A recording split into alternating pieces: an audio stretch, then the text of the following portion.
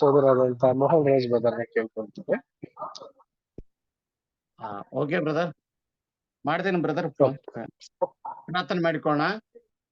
ಸರ್ವಶಕ್ತನು, ಮಹೋನ್ನತನು, ಸರ್ವ ಸೃಷ್ಟಿಗೆ ಯಜಮಾನಾಗಿರ್ತಕ್ಕಂಥ ಪರಲೋಕದ ಜೀವುಳ ನಮ್ಮ ತಂದೆಯಾದ ದೇವ್ರೆ, ಮತ್ತೊಂದಾವರ್ತೆ ಯೇಸು ಕ್ರಿಸ್ತನ ನಾಮದಲ್ಲಿ ನಮ್ಮನ್ನು ವಂದಿಸ್ತೇವೆ, ನಮ್ಮನ್ನ ಆರಾಧಿಸ್ತೇವೆ. ಈ ದಿನವೆಲ್ಲ ನಮ್ಮನ್ನು ಅದ್ಭುತಕರವಾದ ರೀತಿಯಲ್ಲಿ ನಡೆಸಿ ಆರೋಗ್ಯ ಭಾಗ್ಯದಿಂದಿಟ್ಟು ಜೀವಿತರ ಸಂಖ್ಯೆಯಲ್ಲಿ ನಡೆಸಿ ಸಾಯಂಕಾಲ ವೇಳೆಯಲ್ಲಿ ಮತ್ತೊಂದಾವರ್ತೆ ನಿನ್ನ ವಾಕ್ಯವನ್ನು ಆನ್ಲೈನ್ ಮುಖಾಂತರ ಕೇಳಿಸಿಕೊಳ್ಳುವಂತೆ ಕೊಟ್ಟಂತ ಸಮಯಕ್ಕಾಗಿ ಸ್ತೋತ್ರ ಮಾಡ್ತೇವೆ.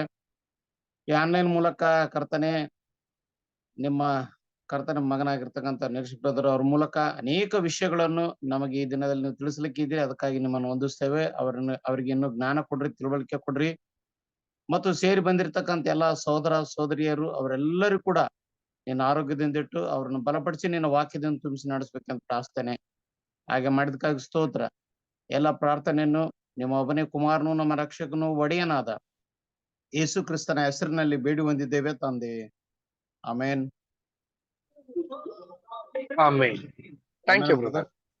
Thank you. ಆತ್ಮೀಯ ಸಹೋದರ ಮತ್ತು ಸಹೋದರರೇ, ನಿಮ್ಮೆಲ್ಲರಿಗೂ ತಂದೆಯ ದೇವರ ನಾಮದಲ್ಲಿ ಯೇಸು ಕ್ರಿಸ್ತನ ವಂದಿಸ್ತಾ, ಈ ಒಂದು ಸಂಜೆ ವೇಳೆಯಲ್ಲಿ ತಂದೆಯ ದೇವರ ಒಂದು ಮಹಾಕೃಪೆ, ಒಂದು ಕರುಣೆಯಿಂದ ನಾವೆಲ್ಲರೂ ಕೂಡ ಒಟ್ಟಾಗಿ ಸೇರಿ ಅವರ ಒಂದು ವಾಕ್ಯ ಕೇಳುವಂತ ಸುಮಧುರವಾದಂತ ಅವಕಾಶನ ತಂದೆಯ ದೇವರು ನಮ್ಗೆ ಏರ್ಪಾಟ್ ಮಾಡಿದ್ದಾರೆ. ತಂದೆಯ ದೇವರಿಗೆ ಮಹಿಮೆ ಉಂಟಾಗ್ಲಿ ಪ್ರಿಯರೇ. ಸೊ ನಾವು ಕಳೆದ ವಾರವೆಲ್ಲೂ ಕೂಡ ಒಂದು ವಿಶೇಷವಾದಂತ ಸ್ಟಡಿನ ಮಾಡಿದ್ವಿ. ಅದನ್ನೇ ಈ ಒಂದು ವಾರನೂ ಕೂಡ ನಾವು ಕಂಟಿನ್ಯೂ ಮಾಡ್ಕೊಂಡು ಹೋಗೋಣ. ಸೊ ಮೊದಲನೇದಾಗಿ ಲೈಫ್ ಆಫ್ ಕ್ರೈಸ್ಟ್ ಭಾಗ 2, ಕನ್ನಡದಲ್ಲಿ ಪುಟ ಸಂಖ್ಯೆ 44, ಇಂಗ್ಲಿಷ್ ನಲ್ಲಿ 174. ಸೊ ಯಾರ ಹತ್ರ ಟೆಕ್ಸ್ಟ್ ಬುಕ್ ಇದೆ ಅವರು ಓದೋದಕ್ಕೆ ಸಿದ್ಧ ಆಗ್ಬೇಕಾಗಿ ಕೇಳ್ಕೊಳ್ತೀನಿ. ಯಾರ ಬಳಿ ಇದೆ ಟೆಕ್ಸ್ಟ್ ಬುಕ್ ಹೇಳ್ತೀರಾ? ಯಾರ ಹತ್ರ ಇದೆ? ಯಾರ್ಯಾರ ಹತ್ರ ಇದೆ ಟೆಕ್ಸ್ಟ್ ಬುಕ್?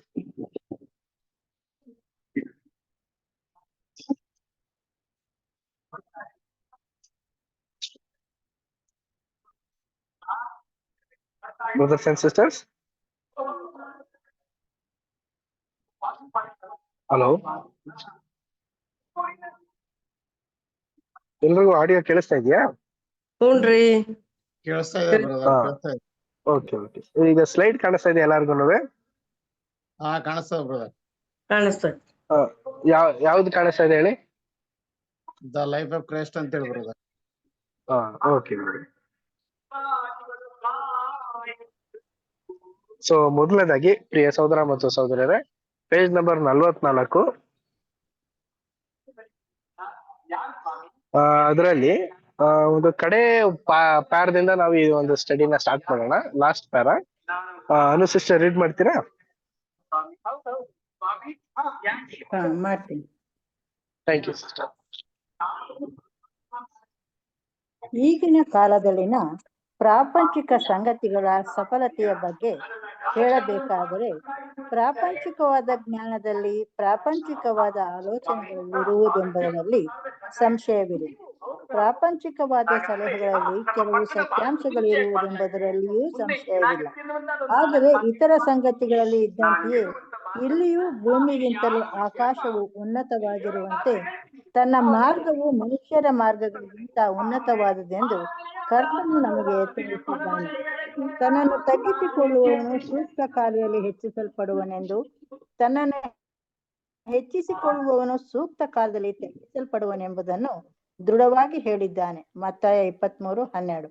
ಒಬ್ಬ ದೀನನು ವಿಧೇಯನೂ ಆಗಿದ್ದವನು ಈಗ ದೇವರ ಬಲಭಾಗಕ್ಕೆ ಏರಿಸಲ್ಪಡುವನೆಂಬುದಕ್ಕೆ ನಮ್ಮ ಪ್ರಿಯ ವಿಮೋಚಕನು ನಿದರ್ಶನವೆಂಬುದು ಶಾಸ್ತ್ರವಚನದಲ್ಲಿ ತೋರಿಸಲಾಗುವುದು. ಮತ್ತು ಆ ಮಹಾ ವಿರೋಧಿಯಾದ ಸೈತಾನನು ಇದಕ್ಕೆ ವಿರುದ್ಧವಾದ ದಾರಿಯಲ್ಲಿ ನಡೆದು ತನ್ನನ್ನು ಹೆಚ್ಚಿಸಿಕೊಳ್ಳಲು ಬಯಸಿದವನಾಗಿ ಈಗ ಕೆಳಕ್ಕೆ ದಬ್ಬಲ್ಪಟ್ಟವನಾಗಿದ್ದು ಅಂತ್ಯದಲ್ಲಿ ನಾಶ ಮಾಡಲ್ಪಡುವನೆಂಬುದಕ್ಕೆ ಸಹ ನಮ್ಮ ಗಮನವನ್ನು ಸೆಳೆಯಲಾಗಿರುವುದು. ಫಿಲಿಪ್ಪ 2:9, ಇಬ್ರಿಯ 2:14. Thank you sister. ಪ್ರೀತಿಯ ಸಹೋದರ ಮತ್ತು ಸಹೋದರರೇ, ಸೊ ಮೊದಲನೇದಾಗಿ ಒಬ್ಬ ನಿಜವಾದಂತ ಸಭೆಗೆ ಯೋಗ್ಯನಾಗಿರುವಂತ ಮಗನಿಗೆ ಬೇಕಾಗಿರುವಂತ ಒಂದು ಗುಣಲಕ್ಷಣದ ಬಗ್ಗೆ ನಾವು ಕಳೆದ ವಾರ ನಾವು ಸ್ಟಡಿ ಮಾಡಿದ್ವಿ. ಮೊದಲನೇದಾಗಿ ಅವನಲ್ಲಿ ಇರ್ಬೇಕಾಗಿರುವಂತ ಒಂದು ಗುಣಗಳ ಬಗ್ಗೆ ನಾವು ಈ ದಿನ ನಾವು ನೋಡ್ತಾ ಇದೀವಿ. ಸೊ ಪ್ರಿಯರೇ, ನಾವು ಕಳೆದ ಸೆಕ್ಷನ್ ಅಲ್ಲಿ ಕಳೆದ ಕ್ಲಾಸ್ಗಳು ನಾವು ನೋಡಿರೋ ಕ್ಲಾಸಸ್ ಅನ್ನೇ ನಾವು ಈ ದಿನವನ್ನು ಕಂಟಿನ್ಯೂ ಮಾಡ್ಕೊಂಡು ಹೋಗ್ತಾ ಇದೀವಿ. ನೋಡ್ಬೇಕಾದ್ರೆ ಪ್ರಿಯ ಸಹೋದರ ಮತ್ತು ಸಹೋದರರೇ, ನಮ್ಮ ಸಹೋದರಾದಂತ ರಜಲ್ ಬ್ರದರ್ ಅವರು ಈ ಒಂದು ಲೋಕದಲ್ಲಿರುವಂತ ಒಂದು ಜ್ಞಾನದ ಬಗ್ಗೆ ಮಾತನಾಡ್ತಾ ಇದ್ದಾರೆ. ನಾವು ನೀವೆಲ್ಲ ತಿಳಿದಿರೋ ಪ್ರಕಾರ ಈ ಒಂದು ಲೋಕದಲ್ಲಿ ಎಂತೆಂತ ಒಂದು ಇನ್ಸ್ಟ್ರೂಮೆಂಟ್ಸ್ ಗಳು ಮತ್ತೆ ಎಂತೆಂತ ಒಂದು ಇನ್ವೆನ್ಷನ್ಸ್ ಗಳನ್ನೆಲ್ಲರೂ ಮಾಡಿದ್ದಾರೆ. ಮನುಷ್ಯನ್ಗೆನೆ ಒಂದು ನೋಡಕ್ಕೆ ಆಗದೇ ಇರೋ ರೀತಿ, ಆತನು ತಿಳುವಳಿಕೆಗಿಂತನೂ ಮಿಗಿಲಾದಂತ ರೀತಿಯಲ್ಲಿ ಮತ್ತೆ ಎಲ್ಲಾ ವಿಧವಾದಂತ ಜ್ಞಾನ ಭಂಡಾರಗಳನ್ನ ತಗೊಂಡು ಮನುಷ್ಯ ಒಂದು ಉನ್ನತವಾದಂತ ಒಂದು ಸ್ಥಳಕ್ಕೆ ಹೋಗ್ತಾ ಇದ್ದಾನೆ ಪ್ರಿಯರೇ. ಅದೇ ತರ ಪ್ರಿಯರೇ, ಮತ್ತೊಂದು ಆಂಗಲ್ ನಲ್ಲಿ ಏನ್ ಮಾಡ್ತಾ ಇದ್ದಾನೆ ಅಂತಂದ್ರೆ ಸೈತಾನನು ಇನ್ನಷ್ಟು ಅವನ ಒಂದು ಆಲೋಚನೆಯನ್ನ ಏನ್ ಮಾಡ್ತಾ ಇದ್ದಾನೆ ಅಂತಂದ್ರೆ, ಮನುಷ್ಯ ಮಧ್ಯದಲ್ಲಿ ಬಿತ್ತಿ ಕೆಲವರು ಯಾವುದೇ ವಿಧವಾದಂತ ಒಂದು ಜ್ಞಾನದಲ್ಲಿ ಬೆಳೆಯೋದೇ ಇರೋ ತರ, ಅಜ್ಞಾನದಲ್ಲಿ ಇರೋ ರೀತಿ, ಮಂಕುತನ ತರೋ ತರ ಒಂದು ಸೋಷಿಯಲ್ ಮೀಡಿಯಾಸ್ಗಳನ್ನೆಲ್ಲಾನು ಬಿಟ್ಟು ಅವ್ರನ್ನು ಕೂಡ ಮಾಡದೇ ಇರೋ ತರ ಆಗಿದ್ದಾನೆ.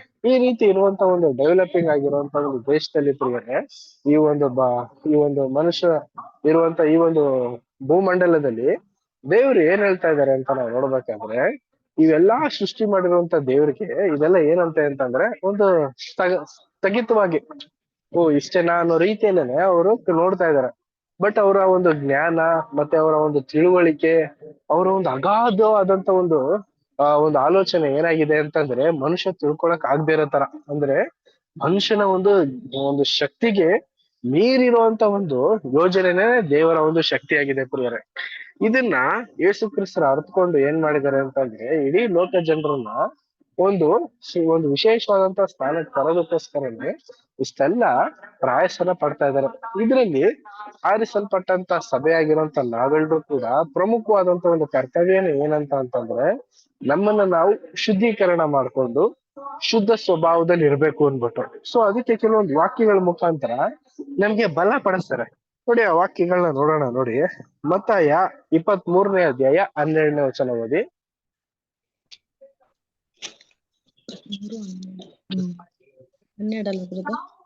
ಹೌದು, ಎಲ್ಲಾ ಬ್ರದರ್ಸ್ ಅಂಡ್ ಸಿಸ್ಟರ್ಸ್ ಬೈಬಲ್ ಇದ್ರೆ ದಯವಿಟ್ಟು ಓದಿ. ನಿಮ್ಮಲ್ಲಿ ಮತ್ತಾಯ 23:12. ಬ್ರದರ್. Okay okay sister.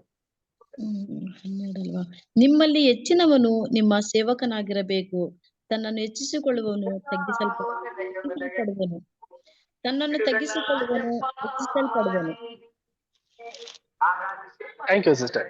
ನೋಡಿ ಪ್ರಿಯರೇ, ಯೇಸು ಕ್ರಿಸ್ತರು ಏನ್ ಮಾಡಿದ್ರು ಅಂದ್ರೆ ಒಂದು ಕೀವರ್ಡ್, ಅಂದ್ರೆ ಒಂದು ಯಾರೂ ಮಾಡ್ಕೊಳಕ್ ಆಗದಿರೋ ತರ, ತನ್ನನ್ನೇ ತಾನು ತಗ್ಗಿಸ್ಕೊಳ್ದೇ ಇರುವಂತ ಒಂದು ಸ್ವಭಾವದಲ್ಲಿ ಬರ್ದೇ ಇರುವಂತ ಒಂದು ಗುಣಗಳು ಮನುಷ್ಯನಲ್ಲಿ ಇದೆ ಅಂತ ಅನ್ಬಿಟ್ಟು ಕಂಡು ಹಿಡಿದ್ರು ಯೇಸು ಕ್ರಿಸ್ತ. ಅವರು ಈ ಒಂದು ಭೂಲೋಕದಲ್ಲಿ ಇದ್ದಾಗ್ಲೇನೆ ಪ್ರಿಯರೇ.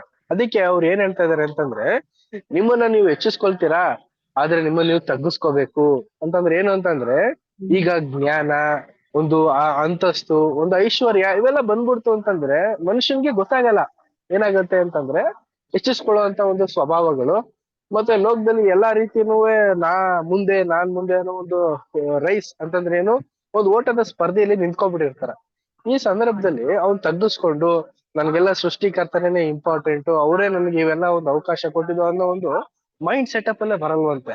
ಆದ್ರಿಂದ ಪ್ರಿಯರೇ, ಯೇಸು ಕ್ರಿಸ್ತರು ಏನ್ ಮಾಡ್ತಾ ಇದಾರೆ ಅಂತಂದ್ರೆ, ನೋಡಿ ಯೇಸು ಕ್ರಿಸ್ತರು ಎಷ್ಟು ಕಮ್ಮಿ 1990 ವರ್ಷ ಹಿಂದ್ಗಡೆ ನಾವು ನೋಡಿದಂತ ಈ ಒಂದು ಘಟನೆ, ಪ್ರಿಯ ಸೋದರ ಮತ್ತು ಸೋದರ, ಇಸ್ ಈಕ್ವಲ್ ಟು 2000 ವರ್ಷದ ಹಿಂದ್ಗಡೆ ಹೇಳಿರುವಂತ ಒಂದು ಮ್ಯಾಟರ್ನ ಇದನ್ನ ನಾವ್ ಈ ದಿನ ನೋಡ್ತಾ ಇದೀವಿ. ಸೊ ಅವಾಗ ನಡೆದಿರೋ ಒಂದು ಘಟನೆನೂ ಕೂಡ ಇದೇ ತರ ಇದೆ, ಈಗ್ಲೂ ಕೂಡ ಏನಾಗಿದೆ ಅಂದ್ರೆ ಇದೇ ತರಾನೇ ಇದೆ.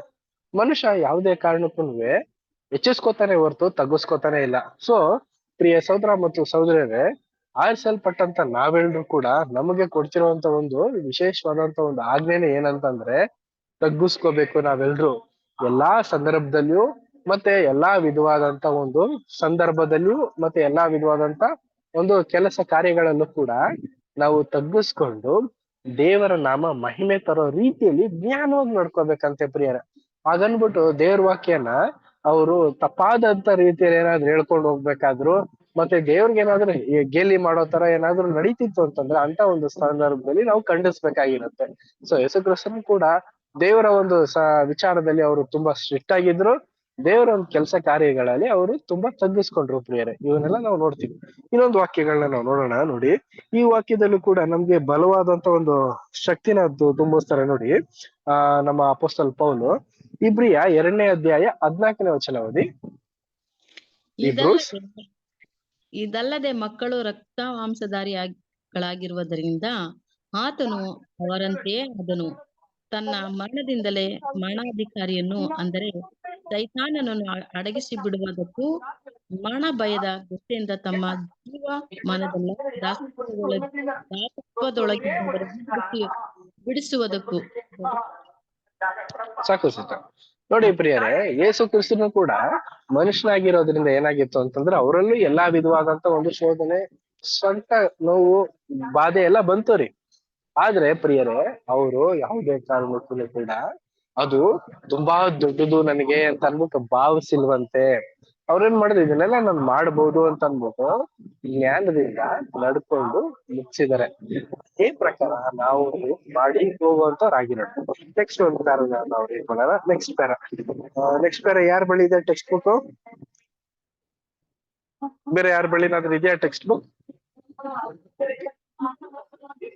ರೈಟ್, ನೆಕ್ಸ್ಟ್ ಪ್ಯಾರ ಅನುಸಿಸ್ಟರ್ ದಯವಿಟ್ಟು ರೀಡ್ ಮಾಡಿ. ಆತ್ಮದಲ್ಲಿ ಬಡವರಾಗಿರುವುದರ ಮತ್ತು ಜೇಬಿನಲ್ಲಿರುವ ಹಣದ ವಿಷಯದಲ್ಲಿ ಅಥವಾ ಬುದ್ಧಿ ಚಾತುರ್ಯ ಸಂಬಂಧವಾದ ವರಗಳ ಹಾಗೂ ಸಾಧನೆಗಳ ಸಂಬಂಧದಲ್ಲಿ ಬಡವರಾಗಿರುವುದರ ನಡುವಿನ ಸೂಕ್ಷ್ಮವಾದ ಒಂದು ವ್ಯತ್ಯಾಸವನ್ನು ಗಮನಿಸಲೇಬೇಕು. ಪ್ರಾಪಂಚಿಕವಾದ ಸಂಗತಿಗಳಲ್ಲಿ ಬಡವರಾಗಿದ್ದರೂ ಮನೋಭಾವದಲ್ಲಿ ಹೆಮ್ಮೆ ಉಳ್ಳವರನ್ನು ನಾವೆಲ್ಲರೂ ನೋಡುತ್ತೇವೆ. ಗಮನಿಸಬೇಕಾದ ವಿಷಯವೆಂದರೆ ನಮ್ಮಲ್ಲಿರುವ ಹಣಕಾಸಿನ ಹಾಗೂ ಬೌದ್ಧಿಕ ವರಗಳು ಮತ್ತು ಸ್ಥಿತಿಗಳು ಏನೇ ಇದ್ದರೂ ದೇವರ ದೃಷ್ಟಿಯಲ್ಲಿ ಅಂಗೀಕಾರವಾಗುವ ಸಂಗತಿ ಎಂದರೆ ಅದು ದೀನತೆಯ ಮನೋಭಾವ. ಇಂತಹ ಮನಸ್ಥಿತಿಯು ಮೇಲಿಂದ ಬರುವ ಜ್ಞಾನವನ್ನು ಪಡೆಯಲಿರುವವರಿಗೆ ಅವಶ್ಯವಾದದ್ದು. ಅವರು ನಮ್ಮಲ್ಲಿರುವ ನ್ಯೂನತೆಗಳ ಹಾಗೂ ಜ್ಞಾನದ ಕೊರತೆಗಳ ವಿಷಯವಾಗಿ ದೀನವಾದ ಗ್ರಹಿಕೆ ಉಳ್ಳವರಾಗಿರಬೇಕು. ಇಲ್ಲ, ಈಗಿನ ಕಾಲದಲ್ಲಿ ದೇವರು ದಯಪಾಲಿಸುವ ಜ್ಞಾನವನ್ನು ಉಚಿತವಾಗಿಯೂ ಮನಃಪೂರ್ವಕವಾಗಿಯೂ ಹೊಂದಲು ಸಾಧ್ಯವಾಗುವುದಿಲ್ಲ.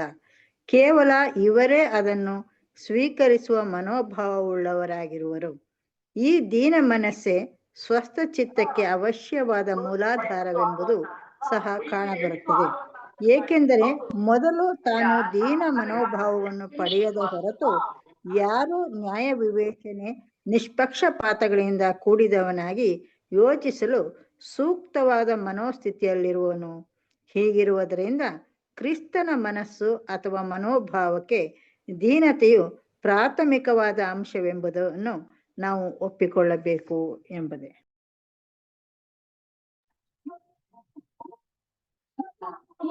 Thank you sister. ಪ್ರಿಯ ಸಹೋದರ ಮತ್ತು ಸಹೋದರರೇ, ಬ್ರದರ್ಸ್ ಅಂಡ್ ಸಿಸ್ಟರ್ಸ್, ಆಡಿಯೋ ನೀಟಾಗಿ ಕೇಳಿಸ್ತಾ ಇದೆಯಾ? ಇಲ್ಲ ಬ್ರದರ್, ಅದು ಏನೋ ಮಾತಾಡ್ತಾ ಇರ್ತಾರ ಬೇರೆ. ಚೆನ್ನಾಗಿ ಕೇಳ್ತೈತಿ, ಅದು ಬಂದ್ರು ಚೆನ್ನಾಗಿ ಕೇಳ್ತೈತಿ. ಯಾರ್ದೋ ಬೇರೆ ಸೌಂಡ್ ಬರ್ತದೆ. ಏನಕ್ಕೆ ಅಂತ ಅಂದ್ರೆ, ಇಲ್ಲಿ ನಾಳೆ ಒಂದು ಫೆಸ್ಟಿವಲ್ ನಡೀತಾ ಇದೆ. ಅದರಿಂದ ಇಲ್ಲಿ ಎಲ್ಲಾ ಕಡೆನೂ ಮೈಕ್ ಸೆಟ್ ಹಾಕ್ಬಿಟ್ಟಿದ್ರೆ ದಯವಿಟ್ಟು ಅಡ್ಜಸ್ಟ್ ಮಾಡ್ಕೊಳ್ಳಿ. ಸೊ ನಾನು ರೂಮ್ ಎಲ್ಲಾ ರೀತಿ ಲಾಕ್ ಮಾಡಿದ್ರು ಕೂಡ ಸೌಂಡ್ ಬರ್ತಾ ಇದೆ, ಅದಕ್ಕೋಸ್ಕರ. ಓಕೆನಾ? Thank you. ಪ್ರಿಯ ಸಹೋದರ ಮತ್ತು ಸಹೋದರರೇ, ಈ ಒಂದು ಕಾಂಟೆಕ್ಸ್ಟ್ ನಲ್ಲಿ ನಾವು ಓದಿದಾಗ ನಮ್ಗೆ ಗಮನಹರಿತವಾದಂತ ಒಂದು ಮಾತನ್ನ ನಮ್ಮ ರಕ್ಷಕರು ಆ ಒಂದು ಸಂದರ್ಭದಲ್ಲಿ ನಡೆಸಿರುವಂತ ಒಂದು ಘಟನೆ ಬಗ್ಗೆ ಸಾರಾಂಶ ಭರಿತವಾಗಿ ನಮ್ಮ ರಜಲ್ ಬ್ರದರ್ ಹೇಳ್ತಾ ಇದ್ದಾರೆ. ನೋಡಿ, ಈ ಒಂದು ಲೋಕದಲ್ಲಿ ಮೌಢ್ಯತೆನೇ ಆಗ್ಲಿ, ಒಂದು ಜ್ಞಾನನೇ ಆಗ್ಲಿ, ಒಂದು ಯಾವುದೇ ವಿಧವಾದಂತ ಒಂದು ಸ್ಥಾನದಲ್ಲಿ ಮನುಷ್ಯ ಬಂದಾಗ ಏನಾಗ್ತಾನೆ ಅಂತಂದ್ರೆ, ಅವನಲ್ಲಿದ್ದಂತ ಒಂದು ಹಲವಾರು ಹಿನ್ನೆಲೆಯಲ್ಲಿ ಇದ್ದಂತ ಒಳ್ಳೆ ಗುಣಗಳನ್ನ ಮರ್ತು ಬಿಟ್ಟು ಅವನು ಅದನ್ನೇ ಕೆಟ್ಟ ಸ್ವಭಾವಕ್ಕೆ ನಡ್ಸ್ಕೊಂಡು ಹೋಗುವಂತ ಒಂದು ಸಾಧ್ಯತೆ ಹೆಚ್ಚಾಗಿರುತ್ತೆ ಅಂತ ಅಂದ್ಬಿಟ್ಟು ಕೊಡ್ತಾ ಇದಾರೆ ಪ್ರಿಯರೇ. ಎಕ್ಸಾಂಪಲ್ ಈಗ ಅಲ್ಲೂ ಕೂಡ ಕೊಟ್ರು. ಒಂದು ಹಣ, ಅಂತಸ್ತು, ಜ್ಞಾನ ಇದೇನಾದ್ರು ಯಾರಿಗಾದ್ರೂ ಬೈಬಲ್ ಸ್ಟೂಡೆಂಟ್ಸ್ಗೆ ಏನಾದ್ರು ಬಂದ್ಬಿಡ್ತು ಅಂತಂದ್ರೆ ಅವ್ರು ಏನ್ ಮಾಡ್ತಾರೆ ಅಂತಂದ್ರೆ ಅದ್ರ ಹಿಂದ್ಗಡೆನೆ ಹೊಂಟೋಗ್ಬಿಡ್ತಾರೆ. ಅದಕ್ಕಾಗಿ ಅವರು ತೌಕ ಪಡ್ತಾರೆ ಅಂತ ಅಂದ್ಬಿಟ್ಟು ಹೇಳ್ತಾ ಇದಾರೆ.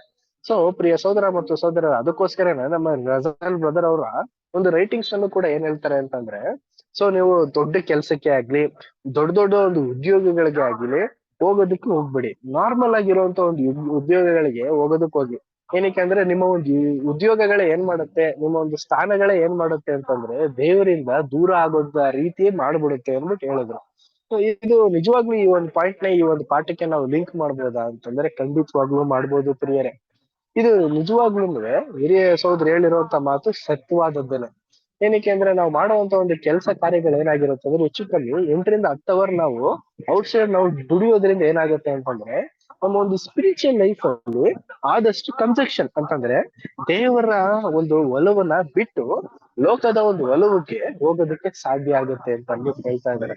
ಈ ಒಂದು ಲೋಕದಲ್ಲಿ ಇರುವಂತಹ ಒಂದು ಕೆಲಸ ಕಾರ್ಯಗಳು ಹೇಗಾಗುತ್ತೆ, ಬೇರೆ ಒಂದು ಮನುಷ್ಯನಿಗೆ ಓಲೈಸೋ ತರ ಮತ್ತೆ ಬೇರೆ ಒಂದು ಮನುಷ್ಯನಿಗೆ ಒಂದು ರೀತಿ ಒಂದು ಹಾರ್ನರ್ ಕೊಡೋ ರೀತಿಯಾಗೆಲ್ಲ ಇವೆಲ್ಲ ಇರುತ್ತೆ. ಇದರಿಂದ ಯಾವುದೇ ಕಾರಣಕ್ಕೂ ಸ್ವತಃ ಅವನ ಒಂದು ಆತ್ಮಿಕವಾದಂತ ಜೀವಿತನ ಅವನು ನೋಡ್ಕೊಳಕ್ ಆಗದಿರೋಂತ ಒಂದು ಲಕ್ಷಣಕ್ಕೆ ಒಳಗಾಗ್ಬಿಡ್ತಾನೆ ಅಂತ ಅಂದ್ಬಿಟ್ಟು ಹೇಳ್ತಾ ಇದಾರೆ.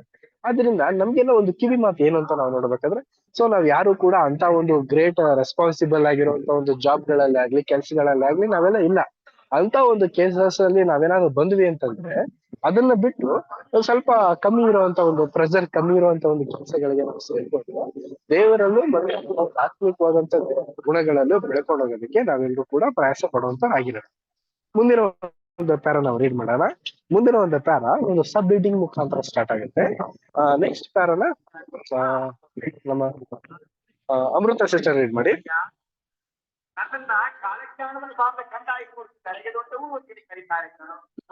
ಅಮೃತ ಸಿಸ್ಟರ್.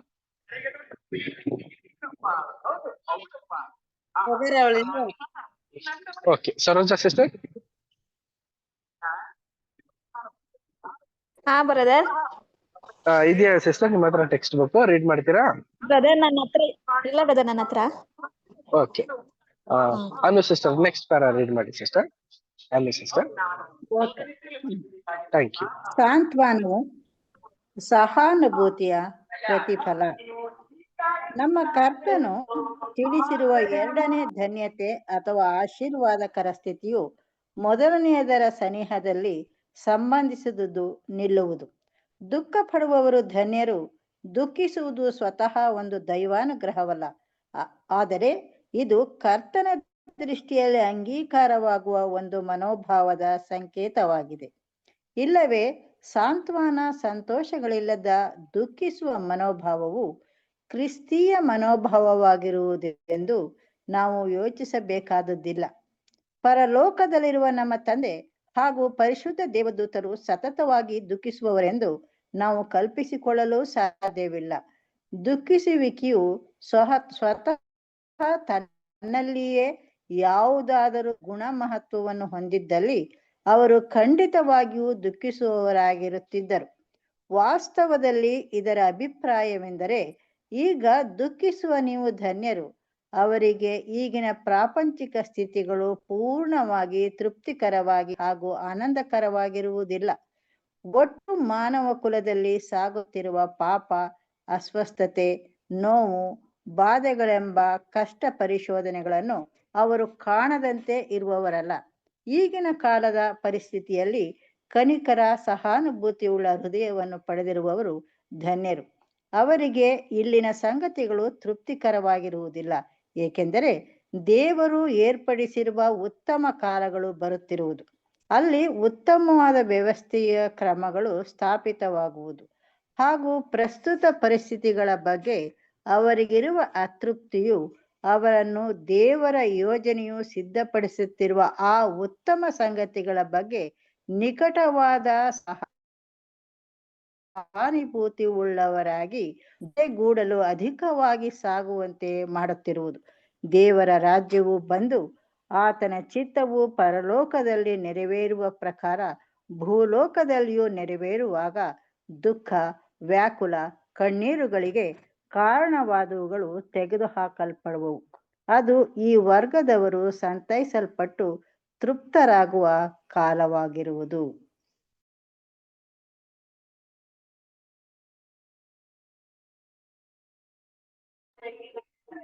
Thank you sister. ಪ್ರಿಯ ಸಹೋದರ ಮತ್ತು ಸಹೋದರಿಯರೇ, ಸೊ ನಾವು ಈ ಒಂದು ವಾಕ್ಯದ ಈ ಒಂದು ಕಾಂಟೆಕ್ಸ್ಟ್ ನಲ್ಲಿ ನಾವು ನೋಡ್ಬೇಕಂದ್ರೆ ಕೆಲವೊಂದು ಗುಣಗಳ ಬಗ್ಗೆ ಯೇಸು ಕ್ರಿಸ್ತರು ಒಂದು ವರ್ಣನೆನ ಮಾಡ್ತಾ ಇದ್ದಾರೆ. ಅದ್ರ ಬಗ್ಗೆ ನಮ್ಮ ಸಹೋದರಾದಂತ ರಜಲ್ ಬ್ರದರ್ ಒಂದು ರೈಟಿಂಗ್ಸ್ ನಾವು ನೋಡೋದು ಏನಂತ ನಾವು ನೋಡ್ಬೇಕಾದ್ರೆ, ಈಗ ನಮ್ಗೆ ದುಃಖ, ಈಗ ನಮ್ಗೆಲ್ಲರಿಗೂ ಕೂಡ ಗೊತ್ತಿರುವಂತ ಒಂದು ಸಂಗತಿ, ಈ ಒಂದು ಮನುಷ್ಯನ ಜೀವಿತದಲ್ಲಿ ದುಃಖ ಅನ್ನೋ ಒಂದು ಸಿಚುವೇಶನ್ ಎಲ್ಲಾ ಒಂದು ಸಂದರ್ಭದಲ್ಲಿಯೂ ಮತ್ತೆ ಕಾಣದೇ ಇರುವಂತ ಒಂದು ಸಿಚುವೇಶನ್ ಅಲ್ಲೂ ಕೂಡ ಬರುವಂತ ಒಂದು ಸಂದರ್ಭ ರೀ. ಈ ಒಂದು ದುಃಖನ ಪಡುವವರು ಧನ್ಯರು ಅಂತ ಅನ್ಬಿಟ್ಟು ನಮ್ಗೆ ವಾಕ್ಯದಲ್ಲಿ ಹೇಳ್ತಾರೆ. ಹಾಗನ್ಬಿಟ್ಟು ನಾವು ಜೀವನ ಪೂರ್ತಿ ದುಃಖ ಪಡೋದಾ, ಆ ದುಃಖದಲ್ಲೇ ನಾವ್ ಇರೋದಾ ಅಂತ ನಾವ್ ನೋಡ್ಬೇಕಾದ್ರೆ ಇಲ್ಲ ರೀ.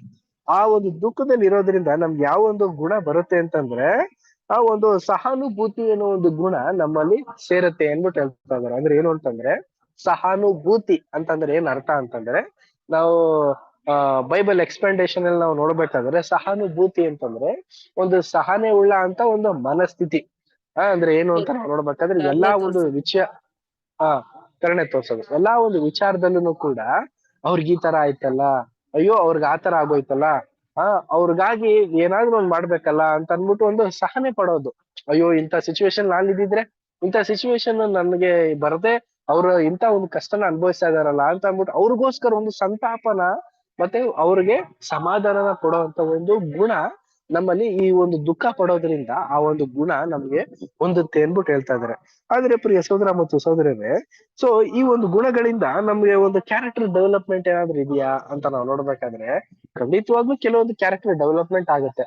ಆದ್ರೆ ಇದು ಯಾವಾಗ ಒಳ್ಳೆ ರಿಸಲ್ಟ್ ಬರೋದು ಅಂತ ನಾವು ನೋಡ್ಬೇಕಾದ್ರೆ, ಕ್ರಿಸ್ತನ 1000 ವರ್ಷದ ಅಂತ್ಯ ಭಾಗದ ಒಂದು ಕಾಲದಲ್ಲೇನೆ ಪ್ರಿಯ ಸಹೋದರ ಮತ್ತು ಸಹೋದರರೇ, ಪ್ರತಿಯೊಬ್ಬನು ಕೂಡ ಏನಾಗ್ತಾನೆ ಅಂತಂದ್ರೆ ಆ ಒಂದು ದುಃಖನ ಮರೆತು ಸಂತೋಷದಲ್ಲಿ ಇರ್ತಾನೆ, ಸಹಾನುಭೂತಿಯಾಗಿರ್ತಾನೆ. ಪ್ರತಿಯೊಬ್ಬನು ಏನ್ ಮಾಡ್ತಾನೆ ಅಂತಂದ್ರೆ, ನಾನೇನಾದ್ರೂ ಈ ರೀತಿ ಏನ ಮಾಡ್ಬಿಟ್ರೆ ಬೇರೆಯವ್ರಿಗೇನೋ ಈ ತರ ತೊಂದರೆಗಳಾಗ್ಬಿಡುತ್ತೆ ಅಂತ ಅನ್ಬಿಟ್ಟು ಆ ಒಂದು ಮನೋಜ್ಞಾನದಿಂದ ಒಬ್ರಿಗೊಬ್ರು ಏನಾಗ್ತಾರೆ ಅಂತಂದ್ರೆ ಸಂತೈಸ್ತಾರಂತೆ ಪ್ರಿಯ ಸಹೋದರ ಮತ್ತು ಸಹೋದರರೇ. ಮತ್ತು ದೇವರ ಯೋಜನೆಗಳನ್ನ ಸಿದ್ಧಪಡಿಸ್ಕೊಳ್ಳೋದಕ್ಕೋಸ್ಕರ ಅವರು ಕೂಡ ಸಿದ್ಧರಾಗ್ತಾರಂತೆ. ಹಾಗೇನೆ ಪ್ರಿಯ ಸಹೋದರ ಮತ್ತು ಸಹೋದರರೇ, ಅದ್ರ ಮುಖಾಂತರ ಭೂಲೋಕದಲ್ಲಿ ನೆರವೇರ್ಬೇಕಾಗಿರುವಂತ ಎಲ್ಲಾ ವಿಧವಾದಂತ ಒಂದು ದುಃಖದ ಒಂದು ಸಂಕಲ್ಪಗಳೆಲ್ಲ ಇರುತ್ತಲ್ಲ, ಎಕ್ಸಾಂಪಲ್ ಮರಣನೇ ಆಗ್ಲಿ, ಒಂದು ಗೋಳಾಟನೇ ಆಗ್ಲಿ, ಮನುಷ್ಯನ್ಗೆ ಒಂದು ದುಃಖ ತರುವಂತ ಒಂದು ಸಿಚುವೇಶನ್ಸ್ ಗಳೆಲ್ಲ ಇರುತ್ತಲ್ಲ, ಆ ಒಂದು ಸಿಚುವೇಶನ್ಸ್ ಗಳೇ ಆಗ್ಲಿ, ಒಂದು ಯಾವುದೇ ಒಂದು ಸನ್ನಿವೇಶಗಳನ್ನೇ ಆಗ್ಲಿ, ದೇವರು ಬರದ ರೀತಿಯಲ್ಲಿ ಮಾಡ್ಬಿಡ್ತಾರಂತೆ ಪ್ರಿಯ ಸಹೋದರ ಮತ್ತು ಸಹೋದರರೇ. ಇಂತ ಒಂದು ವಿಶೇಷವಾದಂತ ಒಂದು ಗುಣ ಇದ್ರಲ್ಲಿದೆ. ಈ ಒಂದು ಗುಣನ ಇವಾಗ ನಾವು ಹೊಂದ್ಕೊಂತಾ ಇದ್ದೀವಾ ಅಂತಂದ್ರೆ ಖಂಡಿತವಾಗ್ಲೂ ನಾವು ಹೊಂದ್ಕೊಳ್ಳೇಬೇಕು. ಬೈಬಲ್ ಸ್ಟೂಡೆಂಟ್ಸ್ ಆಗಿರೋಂತ ನಾವೆಲ್ಲರೂ ಪ್ರಿಯ ಸಹೋದರ ಮತ್ತು ಸಹೋದರರೇ, ಒಬ್ಬರ ಒಂದು ಸಹೋದರ ಒಬ್ಬರ ಒಂದು ಸಹೋದರಿಯ ಮೇಲೆ ಸಹಾನುಭೂತಿ ಅನ್ನೋ ಒಂದೊಂದು ಜ್ಞಾನದಿಂದ ನಾವು ನಡ್ಕೋಬೇಕಾಗಿರುತ್ತೆ. ಒಬ್ಬರ ಒಂದು ಕಷ್ಟನ ಮತ್ತೊಬ್ರು ಕೂಡ ನನ್ನ ಸಹೋದರಿಗೆ ಬಂದಿದೆ, ನನ್ನ ಸಹೋದರಿಗೆ ಬಂದಿದೆ, ಆ ಒಂದು ಕಷ್ಟನ ಅವರು ಪಾರಾಗ್ಲಿ ಅಂತ ಅನ್ಬಿಟ್ಟು ದೇವರ ಬಳಿ ಕೇಳ್ಕೊಳ್ಬೇಕು. ಒಂದು ಪ್ರಾರ್ಥನೆ ಪೂರ್ವಕವಾಗಿ ಅವ್ರಿಗೆ ಸಂತೈಸ್ಬೇಕು, ಮತ್ತೆ ಅವ್ರನ್ನ ಸಮಾಧಾನ ಪಡಿಸ್ಬೇಕು. ಇಷ್ಟೆಲ್ಲಾ ಕೆಲಸ ಕಾರ್ಯಗಳು ನಾವು ಮಾಡ್ಬೇಕಾಗಿರೋದು ನಮ್ಮೆಲ್ಲರ ಒಂದು ಜವಾಬ್ದಾರಿ ಆಗಿರುತ್ತೆ. ನೆಕ್ಸ್ಟ್ ಪ್ಯಾರ ನಾವು ರೀಡ್ ಮಾಡೋಣ. Next para Maggi sister read ಮಾಡ್ತೀರಾ? ನೆಕ್ಸ್ಟ್ ಪ್ಯಾರ ವಾಸ್ತವದಲ್ಲಿ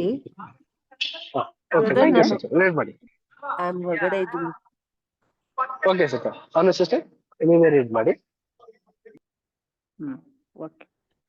ವಾಸ್ತವದಲ್ಲಿ ಈಗಿನ ಕಾಲದಲ್ಲಿಯೂ ದೇವರ ವಾಕ್ಯಗಳಲ್ಲಿನ ಉತ್ಕೃಷ್ಟ ಹಾಗೂ ಅಮೂಲ್ಯವಾದ ವಾಗ್ದಾನಗಳ ಮೇಲಿನ ನಂಬಿಕೆಯ ಮೂಲಕ ಕರ್ತನ ಜನರಿಗೆ ಒಂದು ಒಳ್ಳೆಯ ಪ್ರಮಾಣದಲ್ಲಿ ಆದರಣೆಯು ದೊರಕುವುದು. ಈಗಿನ ಕಾಲದಲ್ಲಿ ನಡೆಯುತ್ತಿರುವ ತಪ್ಪುಗಳು, ಅಕ್ರಮ, ಅನ್ಯಾಯ ಹಾಗೂ ಪಡುತ್ತಿರುವ ಬಾಧೆ ಸಂಕಟಗಳನ್ನು ಗ್ರಹಿಸಶಕ್ತರಾಗುವರೆಂಬ ಅಂಶವೇ ಈ ವರ್ಗದವರಲ್ಲಿ ದೇವರ ವಾಗ್ದಾನಗಳಿಗೆ ಆಕರ್ಷಿತರಾಗುವ ಹೃದಯ ಸ್ಥಿತಿಯನ್ನು ಉಂಟು ಮಾಡಿರುವುದು. ಆದರೆ ನರಳುತ್ತಿರುವ ಸೃಷ್ಟಿಜೀವಿಗಳ ಬಗ್ಗೆ ಸಹಾನುಭೂತಿ ಇಲ್ಲದ ಹೃದಯವಿರುವ ಇತರರಿಗೆ ಮೂಲಕವಾಗಿ ನಮ್ಮ ಮುಂದೆ ಇಟ್ಟಿರುವ ನಿರೀಕ್ಷೆಯ ವಿಷಯದಲ್ಲಿ ಅಷ್ಟು ಗಾಢವಾಗಿ ಮನವರಿಕೆಗೊಳ್ಳುವ ಸಾಮರ್ಥ್ಯವಿರುವುದಿಲ್ಲ. ಆದ ಕಾರಣ ಕರ್ತನ ವಾಕ್ಯಗಳ ಬಗ್ಗೆ ಸೆಳೆಯಲ್ಪಡುವಂತಹವರು ಹೃದಯಗಳಿಗೆ ಸಮಾಧಾನವನ್ನು ನುಡಿಯುವ ಈ ವಾಕ್ಯಗಳ ಮೂಲಕ ಸಾಂತ್ವನವನ್ನು ಪಡೆದು ಆಂತರ್ಯದಲ್ಲಿ ಸಂತೋಷವುಳ್ಳವರಾಗುವ ಸಾಮರ್ಥ್ಯ ಪಡೆದಿರುವುದು ಸಹಜ ನಿಯಮ. ಅಲ್ಪ ಸಹಾನುಭೂತಿ ಉಳ್ಳವರಿಗೆ ಈಗಿನ ಸ್ಥಿತಿಯಲ್ಲಿ ಅದನ್ನು ಗ್ರಹಿಸಿಕೊಳ್ಳಲು ಸಾಧ್ಯವಾಗದು. ಸಹಾನುಭೂತಿ ಉಳ್ಳವರು ಧನ್ಯರು. Thank you sister. ಪ್ರೀತಿಯ ಸಹೋದರ ಮತ್ತು ಸಹೋದರಿಯರೇ, ಈಗಿರುವಂತ ಒಂದು ವಾಸ್ತವ ಅಂದ್ರೆ ಏನು ಅಂತಂದ್ರೆ, ಈಗ ನಾವೆಲ್ಲರೂ ಈ ಒಂದು ಲೋಕದಲ್ಲಿ ಜೀವಿಸ್ತಾ ಇದ್ದೀವಿ. ಈ ಒಂದು ಲೋಕ ಯಾವ ರೀತಿ ಇದೆ ಅಂತಂದ್ರೆ, ನಮ್ಮ ಒಂದು ವಿರುದ್ಧವಾದಂತ ದಿಕ್ಕಿನಲ್ಲಿ ಓಡ್ತಾ ಇದೆ. ನಾವು ಅದರ ಒಂದು ವಿರುದ್ಧವಾದಂತ ದಿಕ್ಕಿನಲ್ಲಿ ಸತ್ಯಾರ್ಥಗಳಿಗೋಸ್ಕರ ನಾವು ಹೋರಾಟನ ಪಡ್ತಾ ಇದೀವಿ. ಈ ಒಂದು ಸನ್ನಿವೇಶದಲ್ಲಿ ನಮ್ಗೆಲ್ಲ ಬರುವಂತ ಒಂದು ಒಂದು ಒಂದು ಪ್ರಮಾಣಕರವಾದಂತ ಒಂದು ವಿಚಾರಗಳು ನಮ್ಮಲ್ಲಿ ಬರುತ್ತೆ. ಅಂದ್ರೆ ಯಾವ ರೀತಿ ಅಂತಂದ್ರೆ, ನಮ್ಮನ್ನೇ ನಮ್ಗೆ ಕೆರಳಿಸೋ ರೀತಿಯಲ್ಲಿ ಯಾವ್ಯಾವ ಸನ್ನಿವೇಶಗಳು ಬರ್ಬೋದು ಅಂತ ನಾವು ನೋಡ್ಬೇಕಾದ್ರೆ, ಅಕ್ರಮಗಳು ಮಾಡೋದು, ಅನ್ಯಾಯಗಳು, ಮತ್ತೆ ತಪ್ಪು ಮಾಡುವಂತ ಒಂದು ಜನಗಳು, ಆಮೇಲಿಂದ ಬಾಧೆ ಸಂಕಟಗಳು ಬಂದ್ರು ಕೂಡ ಅವರು ಆ ಒಂದು ಬಾಧೆ ಸಂಕಟಗಳ ಇಲ್ಲಿ ಇದ್ರೂನು ಕೂಡ ಅವರು ದೇವ್ರ ಕಡೆ ತಿರ್ಕೊಳ್ಳಲ್ಲ. ಇಂತ ಒಂದು ಆ ಮೌಢ್ಯ ಜನರುಗಳು ಅಲ್ಲಿ ನಮ್ಮ ಮಧ್ಯದಲ್ಲಿ ಇದಾರಂತೆ ಪ್ರಿಯರೇ. ಈ ಒಂದು ಸನ್ನಿವೇಶದಲ್ಲಿ ನಾವ್ ಇರ್ಬೇಕಾದ್ರೆ ನಾವು ಯಾವ ರೀತಿ ಇದನ್ನ ಈ ಒಂದು ಸಹಾನುಭೂತಿ ಅನ್ನೋದನ್ನ ಪಡ್ಕೊಂಡು ಯಾವ ರೀತಿ ಇವ್ರ ಮಧ್ಯದಲ್ಲಿ ನಾವು ಜಯ ಸಾಧಿಸೋದ ಸಾಧ್ಯನ ಅಂತ ನಾವು ನೋಡ್ಬೇಕಾದ್ರೆ, ಖಂಡಿತವಾಗ್ಲೂ ಸಾಧ್ಯ ಅಂತ ಪ್ರಿಯರೇ. ನಮ್ಮಲ್ಲಿ ಇರುವಂತ ಒಂದು ನೇರವಾದಂತ ಒಂದು ಗುಣಗಳನ್ನ ಎಲ್ಲ ಇದೆಯಲ್ಲ, ಅಂದ್ರೆ ನೇರವಾದಂತ ಗುಣಗಳು ಅಂತ ನಾವು ನೋಡ್ಬೇಕಾದ್ರೆ ಒಂದು ಸ್ಟ್ರೈಟ್ ಫಾರ್ವರ್ಡ್. ಸೊ ಇದೇ ಸತ್ಯ, ಇದು ಸುಳ್ಳು ಅನ್ನೋ ರೀತಿ ಹೇಳುವಂತ ಒಂದು ಗುಣಗಳಿದೆಯಲ್ಲ, ಅದನ್ನ ನಾವು ವೃದ್ಧಿಪಡಿಸ್ಕೋಬೇಕಂತ ಪ್ರಿಯ ಸಹೋದರ ಮತ್ತು ಸಹೋದರಿಯರು. ನಮ್ಮಲ್ಲಿ ಸತ್ಯನ ಬಿಟ್ಟು ಆಸಕ್ತಿ ಕಡೆಗೆ ಹೋಗ್ದಿರೋ ರೀತಿಯ ಒಂದು ಒಳ್ಳೆ ಗುಣಗಳನ್ನ ನಾವು ವೃದ್ಧಿಪಡಿಸ್ಕೋಬೇಕು. ಅದಾದ್ಮೇಲೆ ನಮ್ಮ ಒಂದು ಒಂದು ಕರ್ತನ ವಾಕ್ಯಗಳ ಬಗ್ಗೆ ನಾವು ಸ್ವಲ್ಪನಾದ್ರೂ ನಮ್ಮ ಹೃದಯದಲ್ಲಿ ಇಟ್ಕೊಳ್ಳೋದಕ್ಕೆ ಪ್ರಯಾಸ ಪಡ್ಬೇಕಂತೆ. ನೋಡಿ, ಪೂರ್ತಿ ಅಂತ ಏನು ಕೊಡ್ತಾ ಇಲ್ಲ, ಸ್ವಲ್ಪ ಅಂತ ಯಾಕೆ ಅಂತ ನಾವು ನೋಡ್ಬೇಕಂದ್ರೆ, ಈ ಆಜ್ಞೆಗಳನ್ನೆಲ್ಲಾದ್ರೂ ಕೈಗೊಂಡು ನಡೆಯೋದಕ್ಕೆ ಸಾಧ್ಯ ಆಗಿರೋದು ಯಾರಿಗೆ ಅಂತ ಯೇಸು ಕ್ರಿಸ್ತರಿಗೆ. ಬಟ್ ನಾವೆಲ್ಲ ಕೂಡ ಮಾಡೋದಕ್ಕೆ ಸಾಧ್ಯ ಅಂತಂದ್ರೆ ಮಾಡ್ಬೋದು, ಆದ್ರೆ ಆಗ್ತಾನೆ ಇಲ್ಲ. ಮಾಡಂಗಿದ್ರೆ ಯೇಸು ಕ್ರಿಸ್ತ ಬರೋ ನೆಸೆಸಿಟಿನೇ ಇರ್ತಿರ್ಲಿಲ್ಲ ಅಂದ್ಬಿಟ್ಟು ಅಪೊಸ್ತಲ ಪೌಲ್ ಹೇಳಿದ್ರು. ಹಾಗಿರ್ಬೇಕಾದ್ರೆ ನಮ್ಮ ಒಂದು ಹೃದಯಗಳಲ್ಲಿ ದೇವರ ಒಂದು ಆಜ್ಞೆಗಳೆಲ್ಲ ಇದೆಯಲ್ಲ, ಆ ಒಂದು ಆಜ್ಞೆಗಳನ್ನೆಲ್ಲ ನಾವು ಪ್ರೀತಿ ಮಾಡ್ಬೇಕಂತ. ಆ ಪ್ರೀತಿ ಮಾಡೋದ್ರಿಂದ ನಾವೇನ್ ಮಾಡ್ತೀವಿ ಅಂದ್ರೆ, ನಮ್ಮ ಹೃದಯದಲ್ಲಿ ನಾವು ನೆಲೆ ಊರಿಸ್ತೀವಿ. ಆದ್ರಿಂದ ಅದ್ರ ಮುಖಾಂತರನೇ ನಾವು ಆ ವಾಕ್ಯಕ್ಕೆ ಒಂದು ಮೂಲವಾಗಿ ಸ್ವಾತಂತ್ರ್ಯ ಪಡೋ ತರ ಅಂತಂದ್ರೆ ಏನಂತಂದ್ರೆ, ಆ ವಾಕ್ಯದ ಪ್ರಕಾರ ನಾವು ನಡಿಬೇಕಾದ್ರೆ ಅದಕ್ಕೆ ಸ್ವಾತಂತ್ರ್ಯ ಬರೋ ತರ ನಾವು ನಡ್ಕೊಂಡು ಅದರಲ್ಲಿ ಒಂದು ಸಂತೋಷನ ನಾವು ಆನಂದ ಪೂರ್ವಕವಾಗಿ ಸ್ವೀಕರಿಸ್ಕೊಂಡು ದೇವರ ಒಂದು ಸನ್ನಿಧಾನದಲ್ಲಿ ನಾವಿರೋದಕ್ಕೆ ಪ್ರಯಾಸ ಪಡ್ಬೇಕಂತ. ಈ ರೀತಿ ನಾವಿದ್ರೆ ಅಂತಾನೆ ನಮ್ಗೆ ಸಹಾನುಭೂತಿ ಉಳ್ಳ ಅಂತ ಒಂದು ವಿಶೇಷವಾದಂತ ಒಂದು ಫಲನ ನಾವು ವೃದ್ಧಿಪಡಿಸ್ಕೊಂಡು ಅದರಲ್ಲಿ ನಾವು ಧನ್ಯರಾಗೋದಕ್ಕೆ ಸಾಧ್ಯ ಆಗುತ್ತೆ ಅಂದ್ಬಿಟ್ಟು ನಮ್ಗೆ ಈ ಒಂದು ಸಂದರ್ಭದಲ್ಲಿ ತಿಳಿಸ್ತಾ ಇದ್ದಾರೆ ಪ್ರಿಯರೇ. ಇದಾದ ಮೇಲೆ ನಮಗೆ ಇನ್ನೊಂದು ವಿಶೇಷವಾದಂತ ಒಂದು ನೆಕ್ಸ್ಟ್ ಪ್ಯಾರದಲ್ಲೂ ಕೂಡ ತಿಳಿಸ್ತಾರೆ. ನೋಡಿ, ನೆಕ್ಸ್ಟ್ ಪ್ಯಾರ ಒಂದು ಏನ್ ಮಾಡ್ತೀರಾ? ನೆಕ್ಸ್ಟ್ ಪ್ಯಾರ ಮಾಡ್ತೇನೆ. ಈ ಕೃಪಾಭೂಷಿತ ಗುಣಗಳಲ್ಲಿ ಮೊದಲನೆಯದಾಗಿ ದೀನ ಮನಸ್ಸನ್ನು ನಮ್ಮಲ್ಲಿ ಬೆಳೆಸಿಕೊಂಡು ಮತ್ತು ಇದನ್ನು ಹೆಚ್ಚು ಹೆಚ್ಚಾಗಿ ಅಭ್ಯಾಸಿಸುವುದರ ಮೂಲಕ ಅವಶ್ಯಕವಾದ ಮೊದಲ ಗುಣವನ್ನು ವೃದ್ಧಿಪಡಿಸಿಕೊಳ್ಳುವ ಹಾಗೆಯೇ ನಾವು ಎರಡನೆಯ ಕೃಪಾಭೂಷಿತ ಗುಣವಾಗಿರುವ ಸಹಾನುಭೂತಿ ಅಥವಾ ಅನುಕಂಪವುಳ್ಳ ಮನೋಭಾವವನ್ನು ಸಹ ಬೆಳೆಸಿಕೊಳ್ಳಬಹುದು. ಇದನ್ನು ಮಾಡಲು ನಾವು ಇತರರ ವಿಷಯವಾಗಿ, ಅಂದರೆ ಇತರರಲ್ಲಿ ಆಸಕ್ತಿ, ಅವಶ್ಯಕತೆಗಳು, ಅವರ ಪರಿಶೋಧನೆಗಳು, ಅವರಿರುವ ಸಂಕಟಗಳು, ಇವುಗಳ ಬಗ್ಗೆ ಪದೇ ಪದೇ ಯೋಚಿಸುವವರಾಗಿರಬೇಕು. ಇವೆಲ್ಲವುಗಳು ನಮ್ಮಲ್ಲಿಯೂ ಇರುವುದೆಂಬಂತೆ ಮನಸ್ಸಿಗೆ ತಂದುಕೊಂಡವರಾಗಿ ಇವುಗಳ ವಿಷಯದಲ್ಲಿ ಇತರರಿಗೆ ನಮ್ಮ ಸಹಾಯ ಹಸ್ತವನ್ನು ನೀಡಲು ಯತ್ನಿಸುವವರಾಗಿರಬೇಕು. ಮತ್ತು ಸಮಯವಿರಲಾಗಿ ಎಲ್ಲರಿಗೆ ಒಳ್ಳೆಯದನ್ನು ಮಾಡೋಣ. ಮುಖ್ಯವಾಗಿ ಒಂದೇ ಮನೆಯಂತಿರುವ ಕ್ರಿಸ್ತ ನಂಬಿಕೆ ಉಳ್ಳವರಿಗೆ ಮಾಡೋಣ. ಗಲಾತ್ಯ 6:10.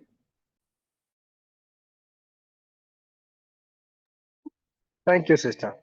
ಪ್ರೀತಿಯ ಸಹೋದರ ಮತ್ತು ಸಹೋದರರೇ, ಒಂದು ವಾಕ್ಯನ ನಾವು ಓದ್ಬಿಡೋಣ. ನೋಡಿ, ಒಂದು ವಿಶೇಷವಾದಂತ ಒಂದು ವಾಕ್ಯ, ಗಲಾತ್ಯ 6ನೇ ಅಧ್ಯಾಯ 9ನೇ ವಚನದಿಂದ ಓದಿ.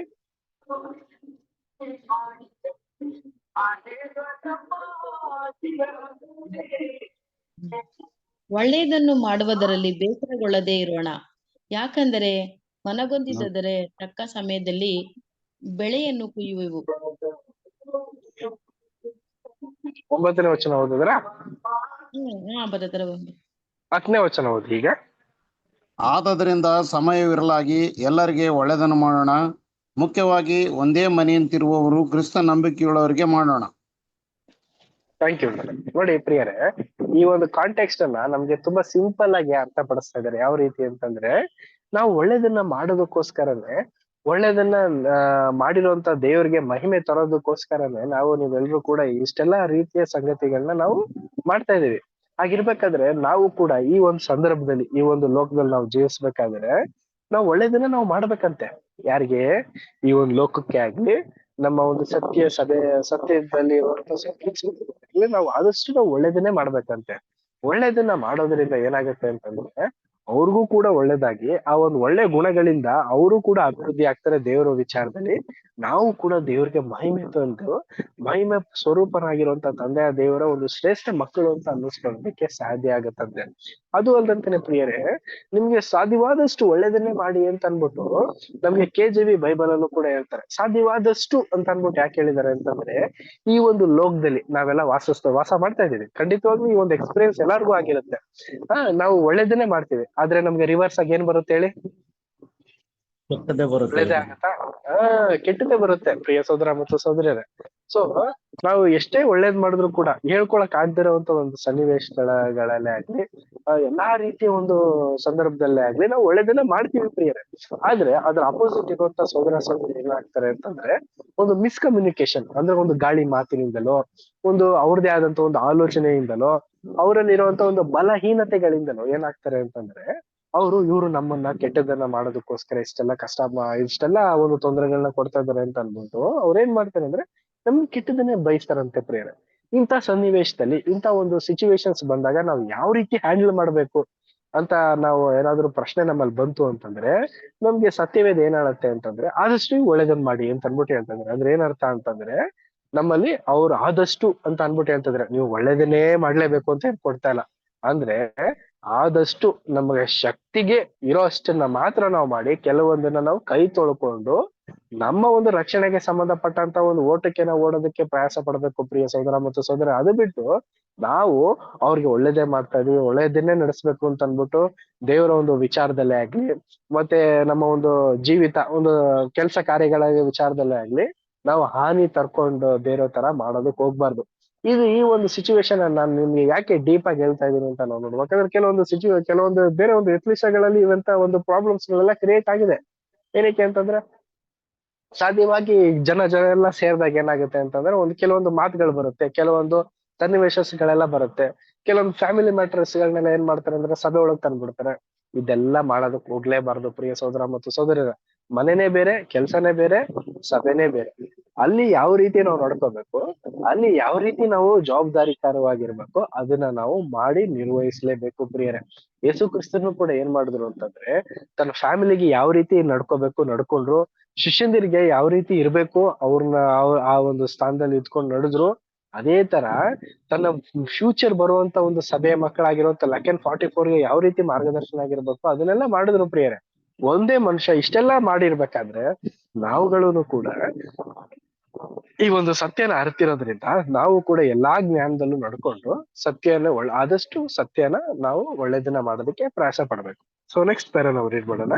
ನೆಕ್ಸ್ಟ್ ಪ್ಯಾರ ಸಿಸ್ಟರ್ ರೀಡ್ ಮಾಡ್ತೀರಾ? Next para. ಅನ್ಯಜನಗಳು ಬಾಧ್ಯರಾಗುವುದು ಹೇಗೆ? ನಮ್ಮ ಕರ್ತನು ಧನ್ಯರೆಂದು ಪ್ರಕಟಿಸಿರುವ ಮೂರನೇ ಕೃಪಾಭೂಷಿತ ಗುಣವು ಶಾಂತತೆ ಅಥವಾ ಸಾತ್ವಿಕತ್ವ, ಅಥವಾ ನಾವು ಅದನ್ನು ಹೇಳಬೇಕಾದರೆ ನಯ ವಿನಯ. ವೆಬ್ಸ್ಟರ್ ನಿಘಂಟಿನಲ್ಲಿ ಶಾಂತತೆಯನ್ನು ದೇವರ ಚಿತ್ತಕ್ಕೆ ಅಧೀನವಾಗುವುದು, ನೈತಿಕ ಹಾಗೂ ಧಾರ್ಮಿಕ ಉದ್ದೇಶವುಳ್ಳ ತಾಳ್ಮೆ ಮತ್ತು ನಯ ವಿನಯ ಎಂದು ಅರ್ಥೈಸಲಾಗಿದೆ.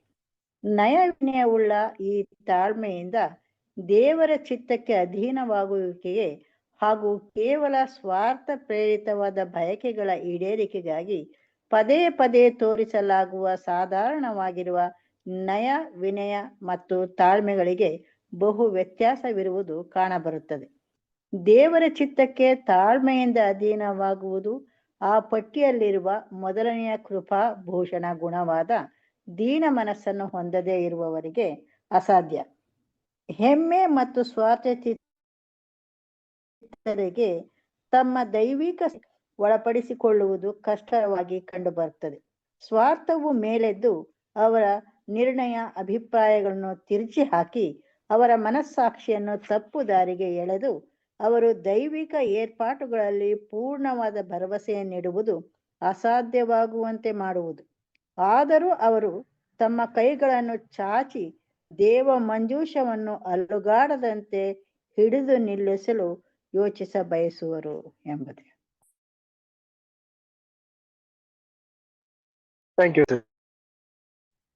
ಪ್ರೀತಿಯ ಸಹೋದರ ಮತ್ತು ಸಹೋದರರೇ, ಸೊ ಇಲ್ಲಿ ನಮ್ಗೆ ಸಬ್ ಹೆಡ್ಡಿಂಗ್ ಅಲ್ಲಿ ಏನ್ ಹೇಳ್ತಂದ್ರೆ ಅಂದ್ರೆ ಅನ್ಯ ಜನರ ಮಧ್ಯದಲ್ಲಿ ನಾವು ಯಾವ ರೀತಿ ಇರ್ಬೇಕು, ಇದು ಮುಖ್ಯವಾದಂತ ಪಾಠನ ಅಂತಂದ್ರೆ ಖಂಡಿತವಾಗ್ಲೂ ಪ್ರಿಯ ಸಹೋದರ ಮತ್ತು ಸಹೋದರರೇ, ಇಲ್ಲಿರುವಂತ ನಮ್ಮ ಎಲ್ಲರಿಗೂ ಕೂಡ ಮುಖ್ಯವಾದಂತ ಒಂದು ಪಾಠನೇ ಇದು. ಈ ಒಂದು ಅನ್ಯ ಜನರು ನಾವು ಎಲ್ಲಿವರೆಗೂ ನಾವು ಅವ್ರ ಜೊತೆ ಇರ್ತೀವಿ ಅಂತಂದ್ರೆ ನಾವು ಸಾಯೋವರೆಗೂ ಕೂಡ ನಾವು ಅನ್ಯ ಜನರ ಮಧ್ಯದಲ್ಲೇ ನಾವು ಇರ್ತೀವಿ. ಇಲ್ಲ ನಾವು ಅನ್ಯ ಜನರ ಮಧ್ಯದಲ್ಲೇ ಇಲ್ಲ, ಬರೀ ನಾವು ದೇವ್ರ ಮಕ್ಳ ಮಧ್ಯದಲ್ಲಿ ಇದೀವಿ ಅಂತ ಯಾವ ಒಂದು ಸಹೋದರ ಸಹೋದರರು ಕೂಡ ಹೇಳೋದಕ್ ಸಾಧ್ಯನೇ ಇಲ್ಲ ರೀ. ಏನಕ್ಕೆ ಅಂತಂದ್ರೆ ದೇವರ ಮಕ್ಕಳ ಒಂದು ಗುಣಲಕ್ಷಣಗಳೇ ಬೇರೆ, ಅನ್ಯ ಜನರ ಒಂದು ಗುಣಲಕ್ಷಣಗಳ ಅವರ ಒಂದು ಲೈಫ್ ಸ್ಟೈಲೇ ಬೇರೆ ಆಗಿರುತ್ತೆ. ಈ ರೀತಿ ಇರ್ಬೇಕಾದ್ರೆ ನಾವು ಅವ್ರ ಮಧ್ಯದಲ್ಲಿ ಯಾವ ಒಂದು ಗುಣದಲ್ಲಿ ಇರ್ಬೇಕು?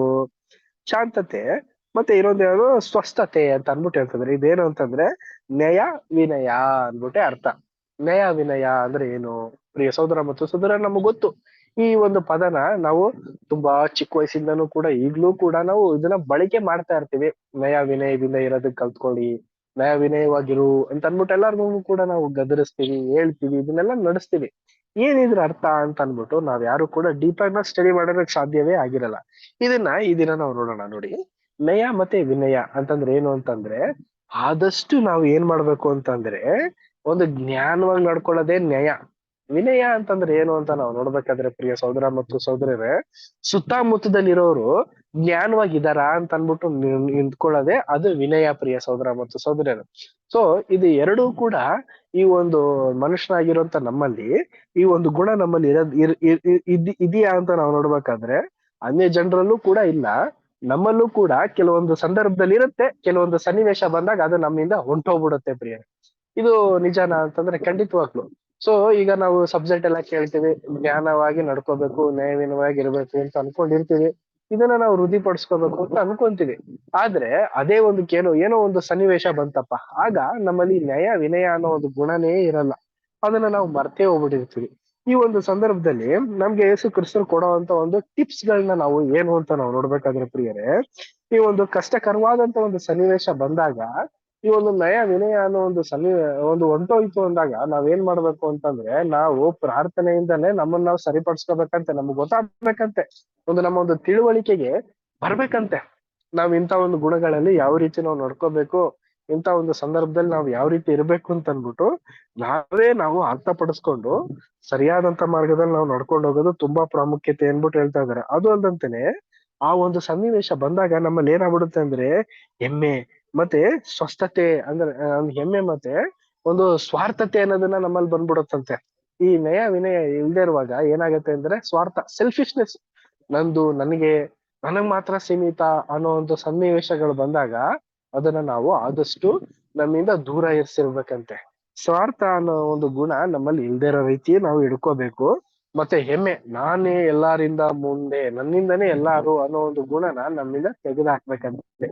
ಇದನ್ನ ಮಾಡೋದ್ರಿಂದ ನಮ್ಗೆ ಏನ್ ಸಿಗುತ್ತೆ ಅಂತ ನಾವು ನೋಡ್ಬೇಕಾದ್ರೆ ಪ್ರಿಯರೇ, ನಾವು ದೇವರ ಒಂದು ಭರವಸೆಯಲ್ಲಿ ನಾವ್ ಇದೀವಿ ಅಂತ ಅನ್ಬಿಟ್ಟು ದೇವರ ಆ ಒಂದು ಗುಣಗಳಲ್ಲಿ ನಾವು ವೃದ್ಧಿ ಪಡಿಸ್ಕೊತಾ ಇದೀವಿ ಅನ್ಬಿಟ್ಟು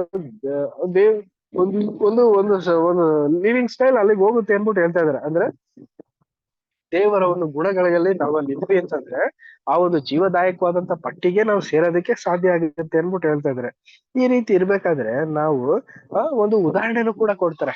ಯಾವ ತರ ನೋಡಿ, ಊಸಾ ಸಬ್ಜೆಕ್ಟ್ ಎಲ್ಲಾರು ಕೂಡ ಕೇಳಿರ್ತಾರೆ. ಹೆಂಗೆ ಇದು ಮಂಜುಷ ಪಟ್ಟಿ ಬಿದೋಗ್ತಾ ಐತೆ ಅಂತ ಅನ್ಬಿಟ್ಟು ಅವನು ಗೊತ್ತಾಯ್ತು, ಆದ್ರೆ ಅದನ್ನ ಮುಟ್ಟಕ್ಕೆ ಅವನು ಯೋಗ್ಯನಲ್ಲ, ಆದ್ರೂ ಮುಟ್ಟುಬಿಟ್ಟು ಅವನೇನಾಗ್ಬಿಟ್ಟ, ಹೊಂಟೋಗ್ಬಿಟ್ಟ. ಅದೇ ತರ ಪ್ರಿಯ ಸಹೋದರ ಮತ್ತು ಸಹೋದರರೇ, ನಮ್ಮಲ್ಲೂ ಕೂಡ ಒಂದು ಸ್ವಾರ್ಥತೆ ಮತ್ತೆ ಈ ಒಂದು ಇನ್ನೊಂದು ಗುಣ ಇದೆಯಲ್ಲ, ಸ್ವಾರ್ಥತೆ ಮತ್ತೆ ಹೆಮ್ಮೆ ಅನ್ನೋ ಒಂದು ಗುಣ ಏನ್ ಮಾಡುತ್ತೆ ಅಂತಂದ್ರೆ ನಮ್ಮನ್ನೇ ಸಾಯಿಸ್ಬಿಡುತ್ತೆ ಪ್ರಿಯ ಸಹೋದರ ಮತ್ತು ಸಹೋದರರ. ಆದ್ರಿಂದ ನೇಯ ವಿನಯವಾಗಿ ನಾವು ನಡ್ಕೋಬೇಕು, ಜ್ಞಾನವಾಗಿರ್ಬೇಕು. ಅಕ್ಕಪಕ್ಕದವ್ರು ಜ್ಞಾನವಾಗಿದ್ದಾರಾ ಅಂತ ಅನ್ಬಿಟ್ಟು ನಾವು ನೋಡ್ಬೇಕು. ಸೊ ಜ್ಞಾನವಾಗಿ ನಾವು ನಡ್ಕೊಳ್ಳೋದ್ರಿಂದ ಮತ್ತೊಬ್ರಿಗೂ ಕೂಡ ಹಾನಿ ಉಂಟಾಗಲ್ಲ, ಮತ್ತೊಬ್ರು ಜ್ಞಾನವಾಗಿರೋದ್ರಿಂದ ನಮಗೂ ಕೂಡ ಹಾನಿ ಉಂಟಾಗಲ್ಲ. ಆಗಿರ್ಬೇಕಾದ್ರೆ ಈ ಒಂದು ಲೋಕದಲ್ಲಿ ಅನ್ಯ ಜನರುಗಳ ಮಧ್ಯದಲ್ಲಿ ನಾವು ಜ್ಞಾನವಾಗಿರ್ಬೇಕು. ಉದಾಹರಣೆ, ಸರ್ಪದಂತೆ ಜ್ಞಾನವಾಗಿಯೂ ಪಾರಿವಾಳದಂತೆ ನಿಷ್ಕಪಟವಾಗಿರ್ಬೇಕು. ಉದಾಹರಣೆ ಇನ್ನು ನಾವು ನೋಡ್ಬೇಕಾದ್ರೆ ಪ್ರಿಯರೇ, ನಾವು ನಮ್ಮದೇ ಆದಂತ ಒಂದು ಒಂದು ಯೋಜನೆಯಲ್ಲಿ ನಾವಿದೀವಿ. ನಮ್ಗೆ ದೇವ್ರ ಯೋಜನೆ ಪೂರ್ತಿ ನಮ್ಗೆ ಗೊತ್ತಿರೋದ್ರಿಂದ ಆ ಒಂದು ಯೋಜನೆಗೆ ಬದ್ಧರಾಗಿದ್ದೀವಿ. ಆದ್ರೆ ಲೋಕದವ್ರು ಏನಾಗಿದ್ದಾರೆ ಅಂತಂದ್ರೆ ಅವ್ರದೇ ಬೇರೆ ಒಂದು ಆ ಮೈಂಡ್ ಸೆಟಪ್ ಅಲ್ಲಿ ಇರ್ತಾರೆ. ಹಾಗಿರ್ಬೇಕಾದ್ರೆ ನಾವು ಅವ್ರಿಗೆ ಬೇರೆ ರೀತಿ ಪ್ರೋಪ್ ಮಾಡೋದು, ಬೇರೆ ರೀತಿ ತಪ್ಪಾದಂತ ಒಂದು ಉದ್ದೇಶಗಳನ್ನ ತೋರೋದು, ಅದನ್ನೆಲ್ಲ ಮಾಡಕ್ ಹೋಗ್ಬಾರ್ದು. ನಾವ್ ಆದಷ್ಟು ಅವ್ರಿಗೆ ಸಂತೈಸ್ಬೇಕು, ಸಮಾಧಾನವಾಗಿರ್ಬೇಕು, ನ್ಯಾಯ ನೀತಿವಾಗಿ ನಡ್ಕೊಳ್ಳಿ ಅನ್ನೋ ಒಂದು ಮಾರ್ಗದರ್ಶನ ಕೊಟ್ಟಿ ಅನ್ಯ ಜನರ ಹತ್ರ ನಾವು ಸೇಫ್ ಅಂಡ್ ಸೇಫ್ಟಿಯಾಗಿ ಇರೋದಕ್ಕೆ ಸಾಧ್ಯವಾಗಿದ್ದಷ್ಟು ಪ್ರಯತ್ನ ಪಡ್ಬೇಕು ಅಂತ ನಮ್ಗೆ ಇಲ್ಲಿ ಹೇಳ್ತಾ ಇದಾರೆ. ನೆಕ್ಸ್ಟ್ ಪ್ಯಾರ ನಾವು ರೀಡ್ ಮಾಡೋಣ. ನೆಕ್ಸ್ಟ್ ಪ್ಯಾರ ಅನುಸಿಸ್ಟರ್ ರೀಡ್ ಮಾಡಿ. ಇದಲ್ಲದೆ ಕೇವಲ ವಿಶಾಲವಾದ ಸಹಾನುಭೂತಿ ಉಳ್ಳವರೆಂಬ ಅಭಿಪ್ರಾಯದಲ್ಲಿ ದುಃಖ ಪಡುವವರು ಹಾಗೂ ಭಾಗ್ಯಕರವಾದ ದೇವರ ವಾಗ್ದಾನಗಳ ಮೂಲಕವಾಗಿ ಸಂತೈಸಿಕೊಂಡವರಿಗೆ ತಾಳ್ಮೆಯಿಂದ ದೇವರ ಚಿತ್ತಕ್ಕೆ ಅಧೀನರಾಗುವುದನ್ನು ತಮ್ಮಲ್ಲಿ ಬೆಳೆಸಿಕೊಳ್ಳಲು ಸಾಧ್ಯ. ಇವುಗಳ ಮೂಲಕವಾಗಿಯೇ ಪವಿತ್ರಾತ್ಮನು ತನ್ನ ಜನರನ್ನು ಸಂತೈಸುವನು. ನಮ್ಮ ಕಾಲದಲ್ಲಿನ ಕೆಟ್ಟತನಗಳ ವಿಷಯವಾಗಿಯೂ ಹಾಗೂ ಪ್ರಸ್ತುತದಲ್ಲಿ ದೇವರು ಇವುಗಳನ್ನು ಒಂದು ವಿವೇಕವುಳ್ಳ ಉದ್ದೇಶಕ್ಕಾಗಿಯೇ ಬಿಟ್ಟಿರುವನೆಂದು ಅರಿತುಕೊಂಡಿರುವವರು ನರಳುತ್ತಿರುವ ಈ ಜಗತ್ತಿನ ವಿಷಯವಾಗಿ ಸಹಾನುಭೂತಿ ಉಳ್ಳವರಾಗಿರುವುದು ಮಾತ್ರವಲ್ಲದೆ, ಈ ಸಹಾನುಭೂತಿ ಹಾಗೂ ಸಂತೈಸುವಿಕೆಯ ಪ್ರತಿಫಲವಾಗಿ ಅವರನ್ನು ತಾಳ್ಮೆ ಉಳ್ಳವರಾಗಿ ದೇವರ ಚಿತ್ತಕ್ಕೆ ಅಧೀನರಾಗುವ ಪ್ರವೃತ್ತಿ ಉಳ್ಳವರಾಗುವಂತೆ ಮಾಡುವುದು. ದೇವರನ್ನು ಪ್ರೀತಿಸುವ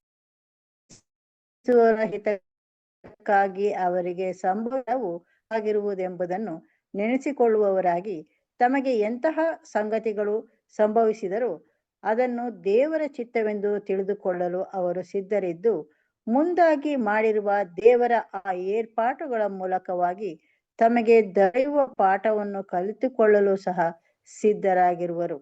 ಈ ಆಶೀರ್ವಾದಕರವಾದ ಸಂಗತಿಗಳು ಅವರಿಗೂ ಮತ್ತು ಇತರರಿಗೂ ಮುಂದಿನ ಕಾಲದ ನಿತ್ಯವಾದ ಆನಂದಗಳನ್ನು ಅನುಭವಿಸಲು ಸಿದ್ಧರಾಗುವುದಕ್ಕೆ ಅನುಕೂಲ.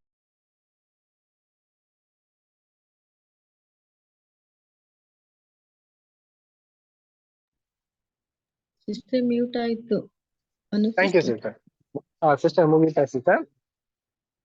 ಮುಗಿತು. Thank you. ಪ್ರೀತಿಯ ಸಹೋದರ ಮತ್ತು ಸಹೋದರರೇ, ಸೊ ಈ ಒಂದು ಎರಡನೇ ಒಂದು ಕಾಂಟ್ಯಾಕ್ಟ್ ನಲ್ಲಿ ನಮಗೆ ಅನ್ಯ ಜನರ ಮಧ್ಯದಲ್ಲಿ ನಾವು ಜೀವಿಸಬೇಕು ಅಂತ ಇನ್ನೊಂದು ಕಿವಿ ಮಾತನ್ನ ಹೇಳ್ತಾರೆ. ಮೊದಲನೇದಾಗಿ ಈ ಒಂದು ನ್ಯಾಯ ವಿನಯಗಳಿಂದ ಹಲವಾರು ವಿಚಾರಗಳಿಂದ ನಾವು ನಡ್ಕೊಂಡು ಹೋಗ್ಬೇಕಾದ್ರೆ ಆ ಒಂದು ಅನ್ಯ ಜನರು ಯಾವ ರೀತಿ ನಮ್ಮನ್ನ ತಪ್ಪಾದಂತ ಮಾರ್ಗದಲ್ಲಿ ತರಿಸಿದ್ರು ಕೂಡ ನಾವು ಹೋಗದೇ ಇರೋ ರೀತಿ ಇರ್ಬೇಕು ಅಂದ್ಬಿಟ್ಟು ನಮ್ಗೆ ಇಲ್ಲಿ ಹೇಳ್ತಾ ಇದಾರೆ. ಯಾವ ಒಂದು ಸಿಚುವೇಶನ್ ಅಲ್ಲಿ ಅವರು ನಮ್ಗೆ ತಪ್ಪಾದಂತ ಒಂದು ಮಾರ್ಗದರ್ಶನ ತಗೊಡ್ಬೋದು ಅಂತ ನಾವು ನೋಡ್ಬೇಕಾದ್ರೆ ಫಸ್ಟ್ ಬರೋದೇ ಯಾವುದು ಅಂತ ನಾವು ನೋಡ್ಬೇಕು.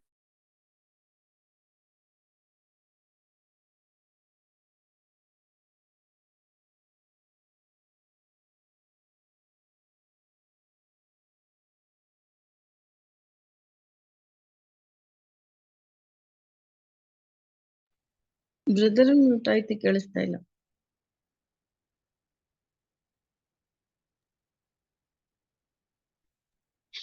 ಬ್ರದರ್ಸ್ ಅಂಡ್ ಸಿಸ್ಟರ್ಸ್ ಇಲ್ಲಿ ತುಂಬಾ ದೊಡ್ಡದಾಗಿ ಸೌಂಡ್ ಸ್ಪೀಕರ್ ಎಲ್ಲ ಹಾಕ್ಬಿಟ್ಟಿದ್ದಾರೆ. ಸೊ ಬ್ರದರ್ಸ್ ಅಂಡ್ ಸಿಸ್ಟರ್, ನಾವು ನೆಕ್ಸ್ಟ್ ವೀಕ್ ಈ ಕ್ಲಾಸ್ ನ ಕಂಟಿನ್ಯೂ ಮಾಡೋಣ. ಸೊ ಪ್ರಾಬ್ಲಿ ಕ್ಲಾಸ್ಗೆ ತುಂಬಾ ಡಿಸ್ಟರ್ಬೆನ್ಸ್ ಆಗುತ್ತೆ. ಸೊ ಕಡೆದಾಗ ಒಂದು ಪ್ರೇಯರ್ ಮಾಡಿ ಇವತ್ತು ಕೂಟ ನಾವು ಎಂಡ್ ಮಾಡೋಣ. ಕೊನೆ ಪ್ರಾರ್ಥನೆ ಸೋದರಾದಂತ ಬ್ರದರ್ ಮಾಡ್ಬೇಕಾ ಕೇಳ್ಕೊಳ್ತೀನಿ. ಬ್ರದರ್ ಎಂಡಿಂಗ್ ಪ್ರೇಯರ್ ಮಾಡಿ.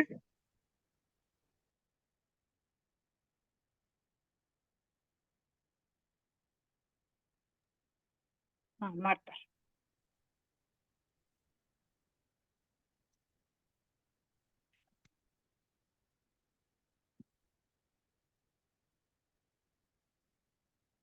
ಪ್ರಾರ್ಥನೆ ಮಾಡೋಣ. ನಮ್ಮನ್ನು ಬಹಳವಾಗಿ ಪ್ರೀತಿ ಮಾಡಿದಂತ ಪರಲೋಕದ ನಮ್ಮ ತಂದೆಯಾದ ದೇವರೇ, ಸ್ವಾಮಿ, ನಿಮ್ಮ ಅಪಾರವಾದಂತಹ ಪ್ರೀತಿ ಕೃಪೆ ಕರುಣೆಗಳಿಂದ ನಮ್ಮನ್ನು ಜೀವಿತರ ಸಂಖ್ಯೆಯಲ್ಲಿಟ್ಟು ಸ್ವಾಮಿ, ಈ ಸಂಜೆ ವೇಳೆಯಲ್ಲಿ ಒಂದು ಚಿಕ್ಕ ಗುಂಪಾದ ಮಕ್ಕಳನ್ನ ಸ್ವಾಮಿ ನೀನು ಆರಿಸಿಕೊಂಡು ಅವರಿಗೆ ಯುಗಾಂತರಗಳ ಯೋಜನೆಯ ಒಂದು ಅರ್ಥ ಅಡಗಿರ್ತಕ್ಕಂಥ ಮರ್ಮವನ್ನ ತಿಳಿಸ್ತಾ ಇರುವುದಕ್ಕಾಗಿ ನಿಮ್ಮ ನಾಮಕ್ಕೆ ಸ್ತೋತ್ರವಾಗಲಿ. ಹೌದು ಸ್ವಾಮಿ, ಈ ಲೋಕದಲ್ಲಿ ನಾವು ಕೇವಲ ಮಣ್ಣು ಧೂಳು ಆಗಿದ್ದೇವೆ ಕರ್ತನೆ. ನಾವು ಜೀವಿಸುತ್ತಾ ಇರುವುದು ನಿನ್ನ ಕೃಪೆಯೇ ಸ್ವಾಮಿ. ಈವರೆಗೆ ಸ್ವಾಮಿ ನೀನು ನಮ್ಮನ್ನ ನಿನ್ನ ವಾಕ್ಯದ ಮರೆಯಲ್ಲಿ ನಡೆಸ್ತಾ ಬಂದಿದ್ದೀಯಪ್ಪ. ಮುಂದಿನ ದಿನಗಳಲ್ಲಿ ಕೂಡ ನಮ್ಮನ್ನು ಆಶೀರ್ವದಿಸು ತಂದೆ ದೇವರೇ. ನಾವು ಅನ್ಯರ ಮಧ್ಯೆ ಜೀವಿಸ್ತಾ ಇರಬೇಕಾದರೆ ಈ ರೀತಿಯ ತೊಂದರೆಗಳು, ತಾಪತ್ರಯಗಳು ಸಹಜವಾಗಿ ಬರುತ್ತೆ ಸ್ವಾಮಿ.